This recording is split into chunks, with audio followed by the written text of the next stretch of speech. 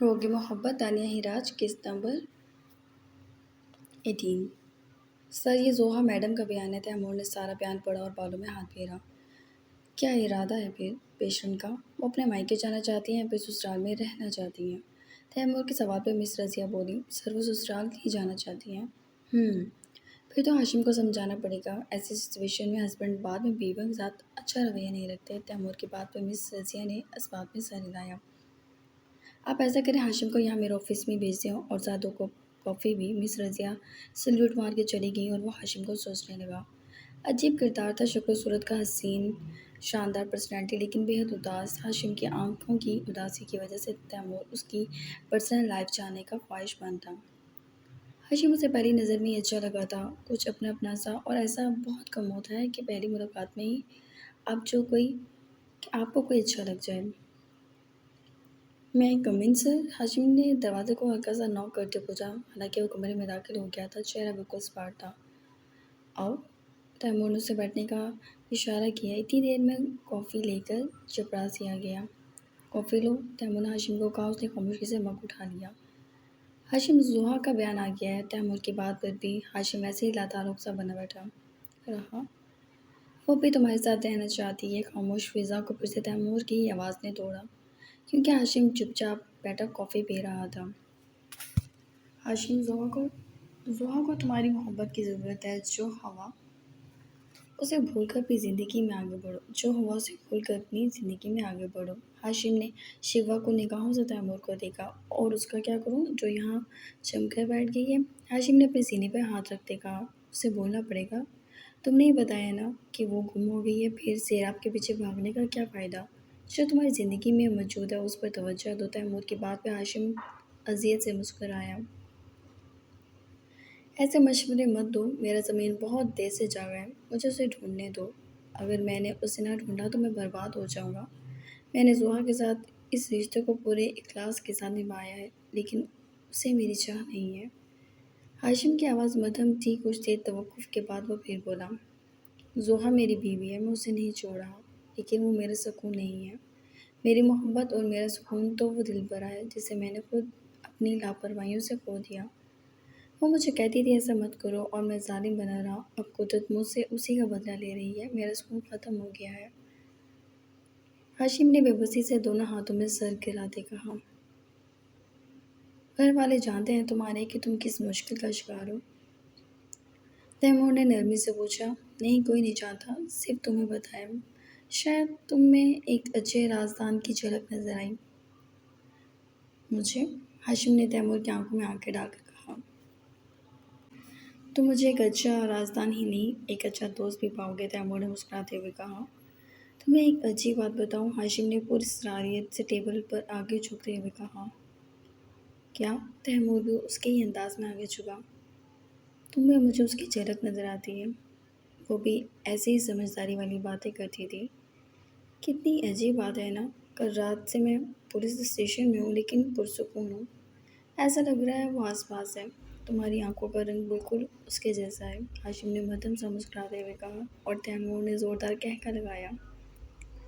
مائی God, تم کیسی باتیں کر رہے ہو ہاشم؟ وہ تمہارا حواسوں پر اس قدر سوار ہو گئی ہے کہ ایک پولیس والے کی آنکھیں تمہیں اپنی محبوبہ کی آنکھوں سے ملتی جلتی لگ رہی ہیں۔ تمہیں تو کسی اسٹار پلس کے ڈرامے میں کام کرنا چاہیے، تیمور نے ہنستے ہوئے کہا۔ میرا مذاق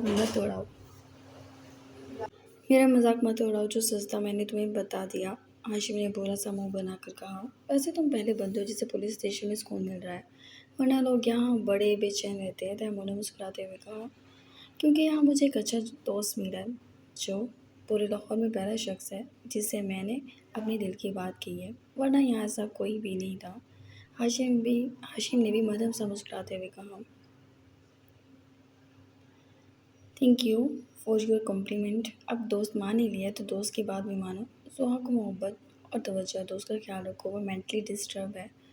یہ بات اس کے بیان میں واضح ہے۔ ڈاکٹر نے اس بات کی تصدیق کی ہے، لیکن تم اس ساری سچویشن کو تحمل سے ہینڈل کرو۔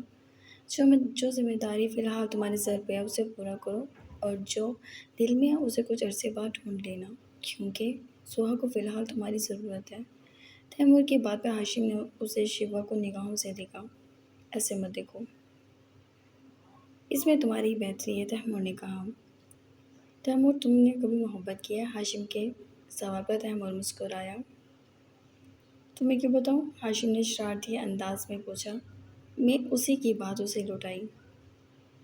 अभी दोस्त कह रहे थे, अब ऐसे कह रहे हो? हाशिम ने मुंह बनाकर कहा। नहीं, अभी तक मोहब्बत नहीं हुई। तैमूर की बात पर हाशिम मध्यम सा मुस्कुराया। शादी कर लो, जब इस लाइफ में आओगे तो मेरी दिन रात की अजियत का पता चलेगा। हाशिम ने कॉफ़ी का घूंट भरते कहा। मेरी एक माह पहले शादी हो गई है। तैमूर ने आहिस्ते से जैसे खुद से एतराफ़ किया। शादी हो गई, मोहब्बत ना हुई, वजह पूछ सकता हूँ? हाशिम के सवाल पर तैमूर संभला। वो अपनी पर्सनल लाइफ किसी के साथ डिस्कस नहीं करना चाहता था। हम इस टॉपिक पर भी कभी बात करेंगे।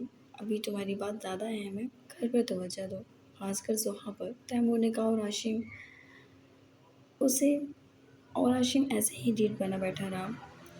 हाशिम, सदका दिया करो, किसी भूखे को खाना खिलाया करो, दिल रखा करो लोगों का। अगर वो तुम्हारे नसीब में हुई तो अल्लाह तुम्हें उसे मिलवा देगा।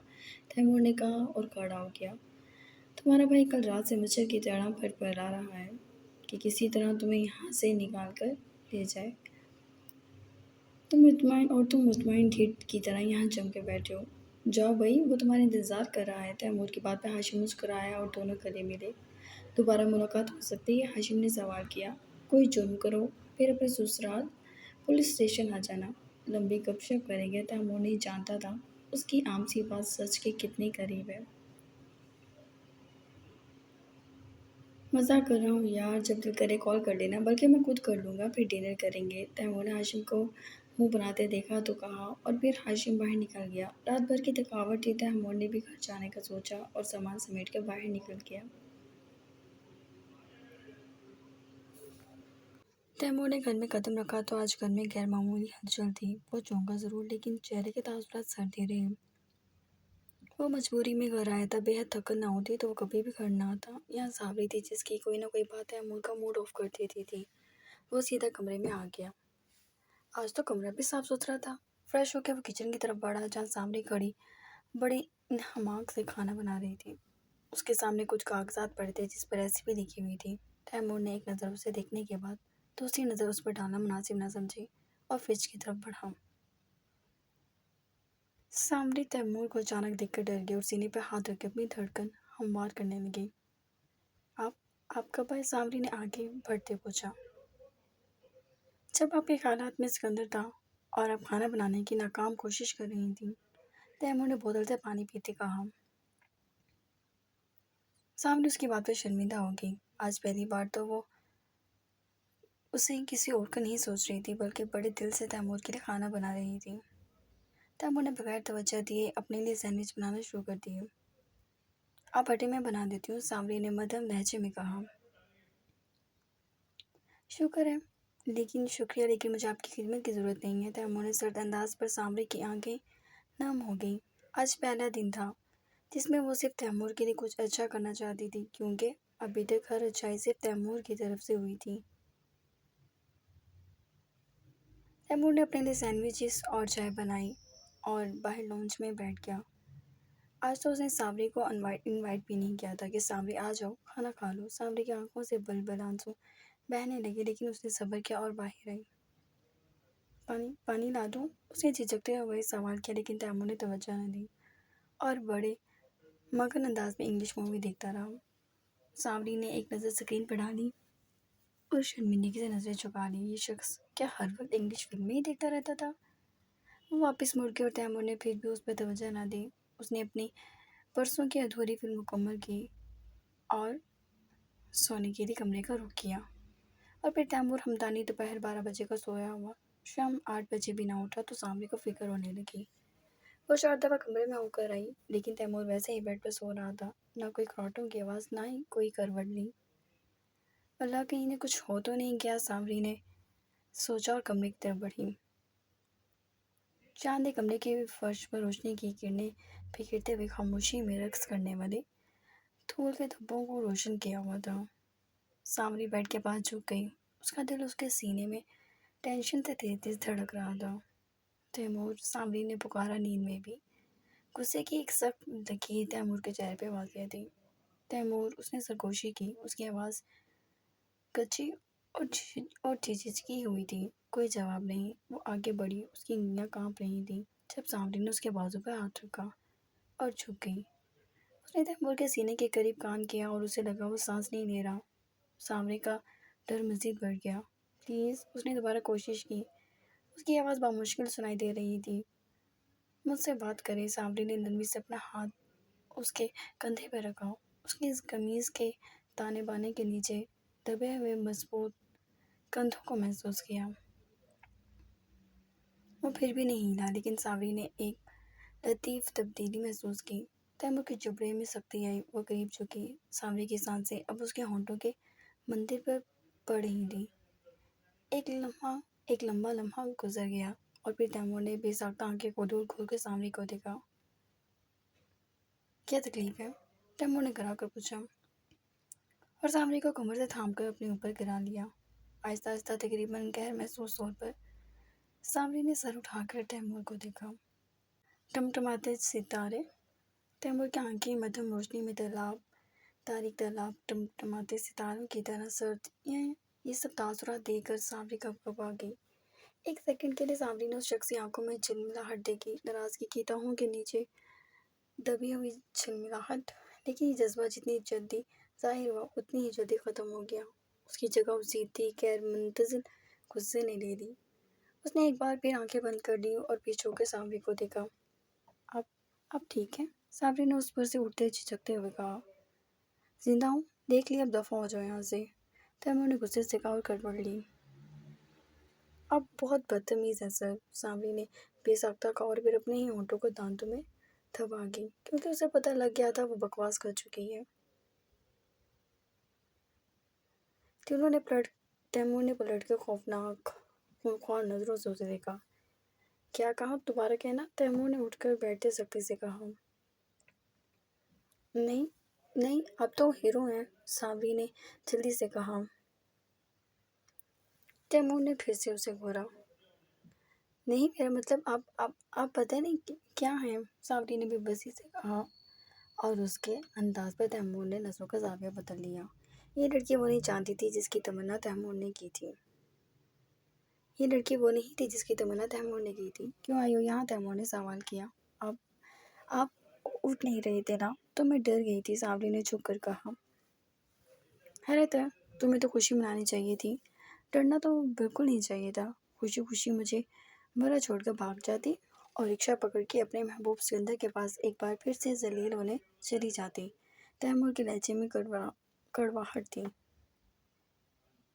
آپ غلط بات مت کریں، سامری نے بے ساختہ کہا۔ اسے یہ بات بری لگی تھی۔ دماغ نہ کھاؤ، جاؤ یہاں سے، تیمور نے بددل ہو کر کہا اور واش روم کی طرف بڑھ گیا۔ پیچھے سامری نے بے بسی سے ہاتھ آپس میں مسلے۔ وہ عہد کر چکی تھی کہ اب سکندر کو کبھی نہیں سوچے گی، لیکن یہ شخص بار بار اس کا نام لیتا تھا۔ تم لوگوں نے مجھے یہ سب کیوں پہلے نہیں بتایا؟ ڈیڈی نے غصے سے کہا۔ زوہا بھی ہسپتال میں ہی تھی، ڈیڈی نے ممی، زاویہ اور ہاشم کو گھورتے پوچھا۔ ڈیڈ، مجھے لگا تھا میں یہ سب مینیج کر لوں گا، لیکن زوہا کا جنون وقت کے ساتھ بڑھتا ہی جا رہا تھا۔ لیکن آپ فکر نہ کریں، میں اس کو منا لوں گا کہ وہ میرے ساتھ کسی سائیکیٹرسٹ کے پاس چلے، ہاشم نے سکون سے کہا، اور اس کا سکون دیکھ کر ممی اور زاویہ حیرت زدہ رہ گئے۔ ہاشم اور اس معاملے میں اتنا صبر و تحمل کا مظاہرہ کیسے کر رہا ہے؟ اللہ تمہیں صبر کا اجر دے گا میرے بچے، اللہ تمہارے دل کے تمام ارمان پورے کرے، ڈیڈ نے اس کی تعامل مزاجی پہ کہا۔ اس وقت ہاشم انہیں سب سے زیادہ مظلوم لگا، جو زوہا کے اتنے جنون کے باوجود اس کو سنبھالنے کے لیے تیار تھا، اور ہاشم گردے سے پہلی بار کسی کی دعا دینے پر حیران رہ گیا۔ ایسے بھی کوئی دعا دیتا ہے جس کو سن کر لگے دل میں سکون اتر رہا ہو؟ تھینک یو ڈیڈ، ہاشم آگے بڑھ کے ان کے گلے لگ گیا۔ ڈیڈ کے ساتھ ساتھ زاویہ اور ممی اس کے ری ایکشن پہ حیران و پریشان تھی۔ مجھے دعا دیتے رہیے گا ڈیڈ، مجھے آپ کی دعاؤں کی اشد ضرورت ہے، ہاشم نے جذباتی ہو کر کہا۔ کیا ہو گیا یار، کیوں اتنے جذباتی ہو رہے ہو؟ ہمت کرو، سب ٹھیک ہو جائے گا، ڈیڈ نے اس کی کمر تھپتھپاتے کہا۔ ہاشم پیچھے ہوتا مسکرایا اور اپنے کمرے کی طرف بڑھ گیا۔ اس نے اپنے کمرے پہ نگاہ دوڑائی۔ سب کچھ بے ترتیب تھا اس کی زندگی کی طرح۔ پھر اس کی نگاہ اپنے پیک پیک ہوئے بیگ پر پڑی۔ اس نے گہرا سانس لیا۔ کوئی کچھ بھی کہے آنیہ، میں تمہیں بھول نہیں سکتا، نہ ہی تمہاری طلب مجھ میں سے ختم ہو سکتی ہے۔ میں تمہیں ضرور ڈھونڈوں گا اپنی آخری سانس تک، لیکن یار دنیا نے مجھے اپنے جمیلوں میں پھنسایا ہوا ہے۔ ہاشم نے اپنے بالوں میں ہاتھ پھیرا۔ آج میرا دل کرتا ہے میں تمہیں نینا پکاروں اور پھر تمہارا ریئیکشن دیکھوں۔ ہاشم ادھم سا مسکرایا، بڑبڑایا، میرا دل کر رہا ہے میں تمہارے پینٹ زدہ ہاتھوں کو چوموں، تمہاری بڑی بڑی آنکھوں کو حیا سے بوجھل ہوتا دیکھوں، تمہارے مفلر کی وہ نوٹ کھولوں جس کو تم بڑے سٹائل سے باندھتی تھی، اور ہاں وہ تمہاری چین اور پینڈنٹ، اف تم تو سراپا عشق ہو نینا۔ ہاشم کے لبوں پر دھیمی مسکراہٹ تھی۔ ہم ہیں بے فیض ادیبوں کے ادھورے مصرے، اور تم میر کے دیوان سے چھایا ہوا شخص۔ ہمیں وہ بول جو مشکل سے زبان پر آئے، تمہیں باقاعدہ سرساز میں گایا ہوا شخص۔ میری نینا، ہاشم کا تیزی سے تمہارا ہے